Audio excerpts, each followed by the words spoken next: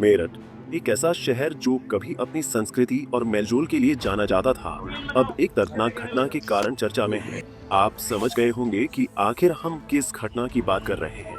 बिल्कुल सही समझे आप, हम मेरठ में हाल ही में हुए दलित लड़की के अपहरण कांड की बात कर रहे हैं, क्योंकि इस मामले में अब एक बड़ा अपडेट आ गया है और इसके साथ ही नया ट्विस्ट भी, जो पुलिस के लिए अब सिर का दर्द बन रही है। दरअसल मेरठ से अपहरित हुई दलित युवती को पुलिस ने आखिरकार बीते दिनों बरामद कर लिया और न्यायालय में युवती के बयान दर्ज कराते हुए उसकी काउंसलिंग कराने के लिए युवती को आशा ज्योति केंद्र में भेज दिया गया था, जहां कल देर शाम परिवारजनों से मिलने के बाद बरामद की गई दलित युवती को आखिरकार परिजनों के सुपुर्दगी में घर रवाना कर दिया गया, जहां कड़ी पुलिस सुरक्षा में युवती को परिजनों के साथ उसके घर भेजा गया।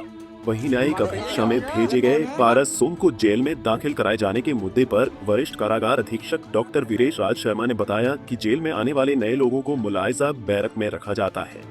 इस मुलायजा बैरक में पारस सोम को भी रखा गया है। उन्होंने बताया कि पारस सुबह देर तक सोता रहा। इसके साथ ही उन्होंने कहा कि जेल में बंद पारस सोम के द्वारा खुद को नाबालिग बताया गया है और उसके द्वारा इस बात को कहा गया कि उसके वकील उसके नाबालिग होने के सबूत न्यायालय में पेश करेंगे। दरअसल मेरठ के सरथना थाना क्षेत्र के कपसाड़ गांव की रहने वाली दलित युवती को गांव के ही रहने वाले पारस सोम नाम के युवक के द्वारा अपहरित कर लिया गया था। इस घटना में युवती की मां के द्वारा विरोध किया गया तो युवक के द्वारा युवती की मां के सिर पर धारदार हथियार से वार किया गया, जिसके चलते इलाज के दौरान युवती की मां की मौत हो गई थी। वहीं पुलिस लगातार युवती की तलाश में जुटी हुई थी और बीते दिनों आखिरकार पुलिस ने सहारनपुर से अपहरित हुई दलित युवती और अपहरणकर्ता पारस सोम को बरामद कर लिया था। वहीं जहां एसीजेएम के न्यायालय में युवती रूबी के 164 के बयान दर्ज कराए गए, जिसके बाद युवती को आशा ज्योति केंद्र भेज दिया गया था, जिससे कि उसकी काउंसलिंग की जा सके और अपहरणकर्ता पारस सोम को स्पेशल सीजेएम के न्यायालय में पेश करते हुए 14 दिन की न्यायिक अभिरक्षा में मेरठ की चौधरी चरण सिंह जिला कारागार भेज दिया गया था। देखिए, सबसे पहले जो नए बंदी आते हैं उनकी सुरक्षा का सबसे ज्यादा ध्यान रखा जाता है और उनको जेल के नियम जो है वो बताए जाते हैं कि किस प्रकार जेल में रहना है और किस प्रकार दिनचर्या जेल में होती है।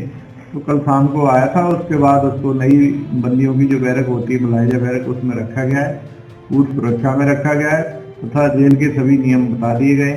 वो काफी लंबे पूरी रात सोया, जो रखा वो लेट आया था क्योंकि, तो जो रखा हुआ खाना बैरक में रख देते हैं, जो बंदी लेट आते हैं उसमें से खाना भी खाया और सुबह से फिर नाश्ता खाना नियमित रूप से उसने लिया है।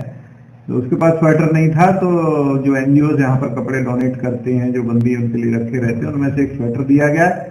अब पूर्ण रूप से वो सामान्य तरीके से अपनी दिनचर्या जेल में गुजार रहा है।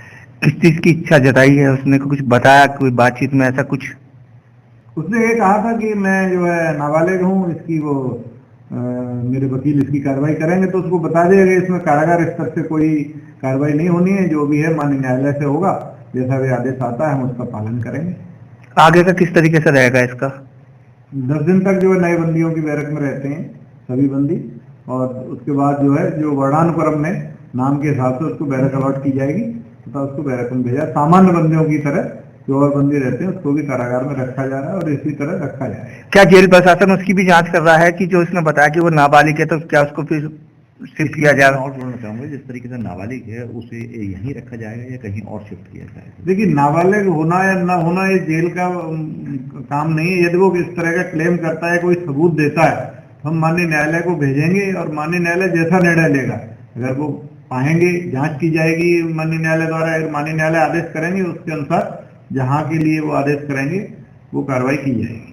ठीक सर। वहीं अब पुलिस के द्वारा बरामद की गई दलित युवती रूबी से मिलने के लिए उसके परिजन आशा ज्योति केंद्र पर पहुंचे थे। इस दौरान भारी पुलिस बल आशा ज्योति केंद्र के बाहर तैनात किया गया था और काफी देर तक परिजनों से मिलने के बाद आखिरकार रूबी को उसके भाई नरसी और दूसरे घर वालों की सुपुर्दगी में घर के लिए रवाना कर दिया गया। इस दौरान भारी पुलिस बल की सुरक्षा में रूबी को उसके घर तक पहुंचाया गया।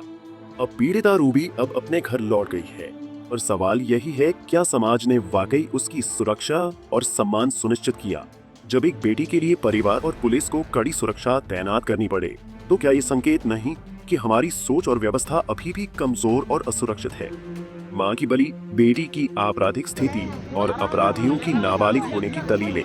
ये सब सिर्फ सवाल उठाते हैं कि हमारी इंसानियत और कानून कब तक पीछे रहेंगे। पंजाब केसरी टीवी के लिए मेरठ से आदिल रहमान की रिपोर्ट।